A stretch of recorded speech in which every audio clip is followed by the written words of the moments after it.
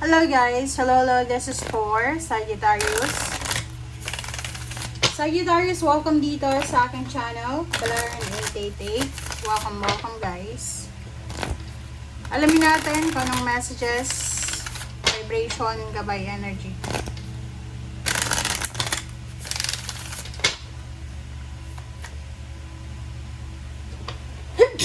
Oh, sorry guys. Okay, Sagittarius. May posibleng nawala sa'yo. Diba, na-sneeze ako. Parang sinasabi ng bara sa'yo na parang meron kang mga bagay na kailangan tapusin. May aalis or posibleng umalis na. Parang ganon. Okay, number 25, 7, number 38, 8, 9, 10, 11. So, sinasabi ng bara sa'yo dito, Sagittarius, na sa linggong ito, kailangan mong i-prioritize ang sarili mo. Okay? So, kung ano man na nangyayari sa buhay mo sa ngayon, this is a blessing in disguise. Isipin mo na this is parang way ng Panginoon na maging maayos ka, maging, kumbaga maging healthy ka sa anumang status ng buhay mo or estado ng buhay mo. Okay? Be your own first priority. Walang iba kang dapat na i-priority kundi yung sarili mo. Alright. And next is V-Lane. Sinasabi ng bara sa'yo dito, diba? Every day is a blessing. Every day ay pwede mong baguhin kung ano yung magiging kapalaran mo. Okay? So, yun yung sabi ng bara sa'yo, which is resonated siya dito. Tapos na-isnis pa ako ulit na parang sinasabi ng bara sa'yo na kung may meron ka na may umalis sa buhay mo, wag mo nang babalikan.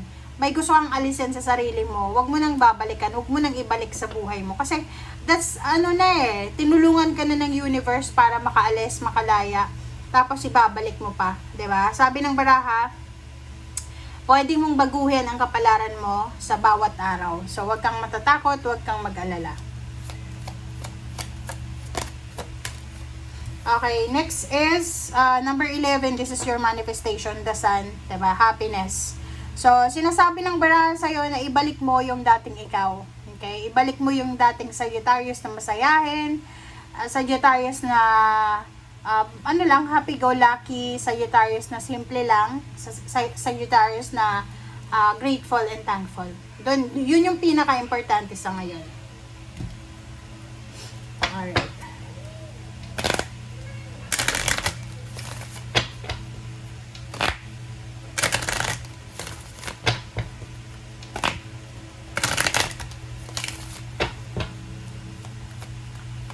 Sagittarius.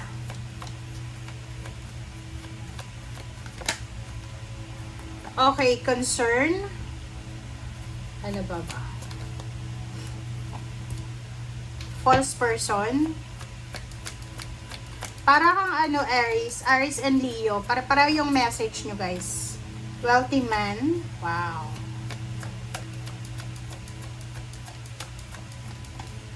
Occupation. Kunin natin lahat ng barahaw. And great fortune. Okay, eto na. Sorry. Wait lang guys. Wait lang.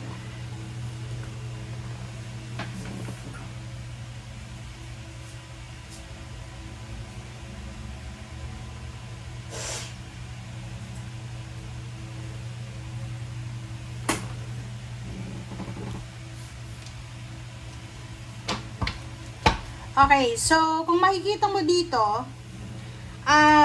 sinasabi ng barahan na ito yung nangyayari sa buhay mo. Pwedeng love life siya, pwedeng trabaho, negosyo, or kung ano pa man. Galing ka sa sitwasyon na niloko ka. Niloko ka ba? Sa relasyon, pwedeng nalaman mo na niloloko ka. May third party yung person mo. Or sa trabaho, pwedeng nalaman mo na niloloko ka. Okay?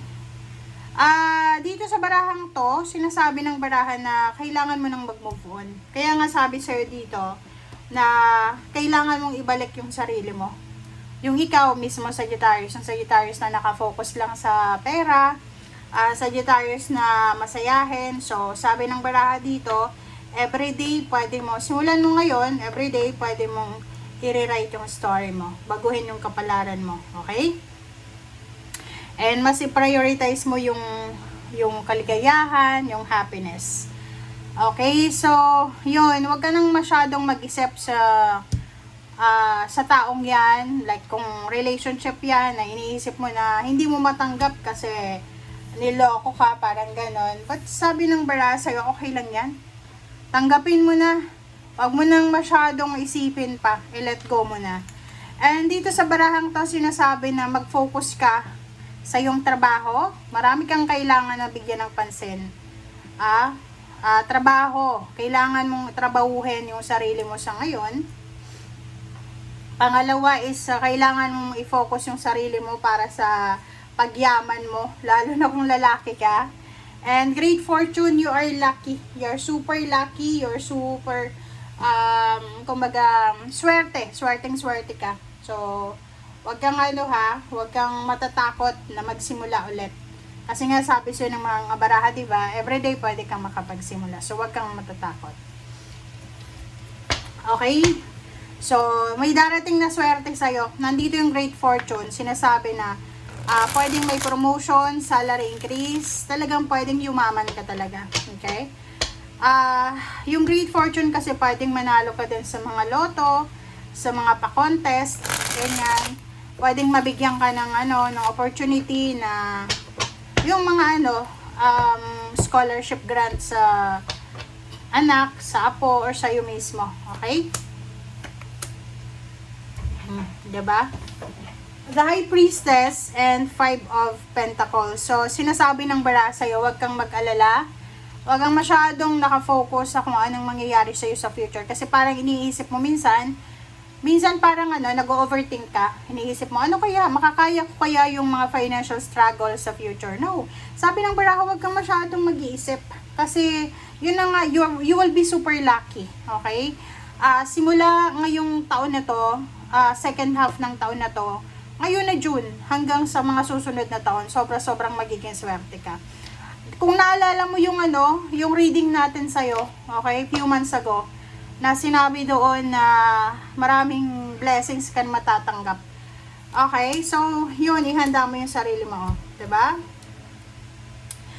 Good news, prepare yourself, ihanda mo yung sarili mo kasi isang napakabilis na balita, isang napakabilis na information, confirmation, ang darating sa'yo na ito ay magbibigay sa'yo ng sobrang kaligayahan. So, there's parang napakabilis na selebrasyon, napakabilis na pagpapakasal, pag-iisang dibdib, napakabilis na relationship, napakabilis na blessings ang darating sa'yo.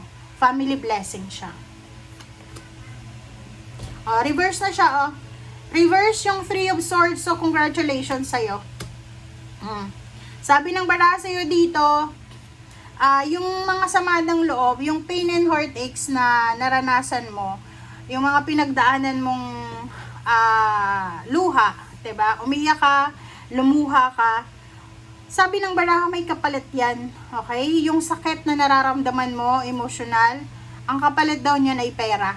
So, kailangan mong paghandaan yan. Kumbaga, okay, niloko ka, nasaktan ka, pinagkaisahan ka, pero yung ibabalik sa'yo na karma, good karma from God, from the universe, ay napakalaki. Kasi ito, diba?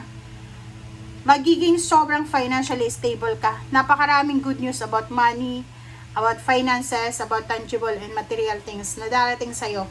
Simula ngayong second half ng 2026. Okay? Moving forward, Six of Swords. So, sinasabi ng baraha, no more regrets. Wala kang dapat na pagsisihan.